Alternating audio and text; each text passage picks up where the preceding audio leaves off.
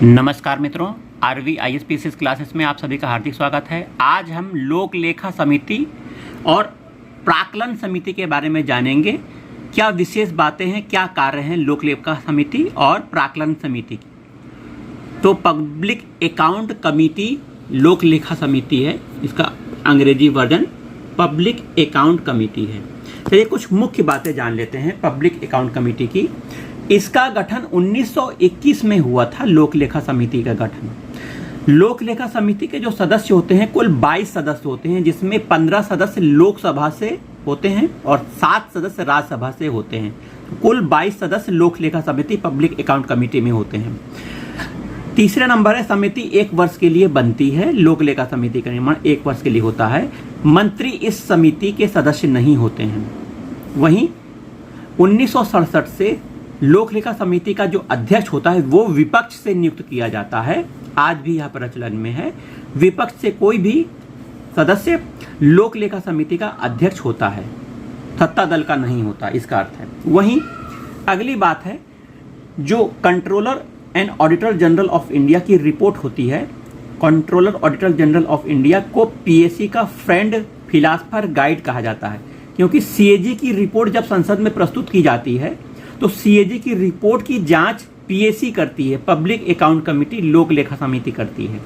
तो सीएजी की रिपोर्ट की जांच पीएसी करती है, इसीलिए फ्रेंड फिलोसफर और गाइड सीएजी का है या पीएसी, ठीक है। सीएजी की रिपोर्ट पीएसी करती है। पीएसी की जांच पोस्टमार्टम जांच कहलाती है। पोस्टमार्टम जांच अर्थात सीएजी ने जो जांच की है उसके बाद जांच पीएसी करती है। यह संसद पर नियंत्रण रखने वाली एक समिति है। संसद पर नियंत्रण कैसे हो रहा है कि संसद का जो खर्चा है, संसद ने जो अनुमान लगाया है, बजट कहाँ गया, हाँ पैसा गया, किस मद में खर्च हुआ, कैसे हुआ, तो सीएजी सब जांच करता है। सीएजी जांच करने के बाद रिपोर्ट संसद में रखता है। संसद फिर पीएसी के माध्यम से जांच करती है।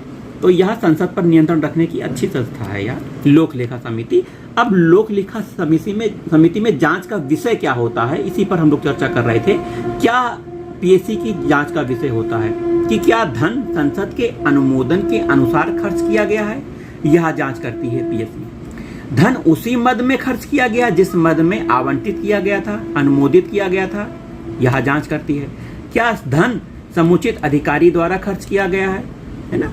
तो ये जांच का विषय होता है पीएसी का।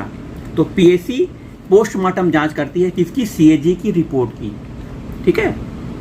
तो यह लोक लेखा समिति के बारे में आपने जान लिया। अब आइए अनुमान समिति, जिसे प्राक्कलन समिति कहते हैं, एस्टिमेट कमेटी, अनुमान माने एस्टिमेट कमेटी है। अब इसके बारे में कुछ विशेष बातें जान लेते हैं। इसके 30 सदस्य होते हैं अनुमान समिति, प्राक्कलन समिति के। सभी सदस्य लोकसभा से होते हैं, राज्यसभा से कोई सदस्य नहीं होता प्राक्कलन समिति में। वहीं अध्यक्ष सत्ताधारी दल का सदस्य होता है। वहीं लोक लेखा समिति में विपक्ष दल का सदस्य होता है। वहीं मंत्री सदस्य नहीं बनते, कार्यकाल 1 वर्ष का होता है, ठीक है। क्या काम है अनुमान समिति का, आइए देखते हैं। बजट के अनुमानों की जांच करना, बजट के अनुमानों की जांच करना।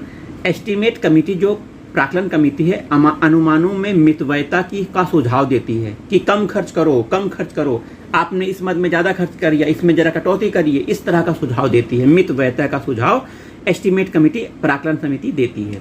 वहीं प्राक्कलन समिति संगठन के सुधार में, प्रशासनिक सुधार में और कार्य क्षमता के सुधार में भी सुझाव देती है।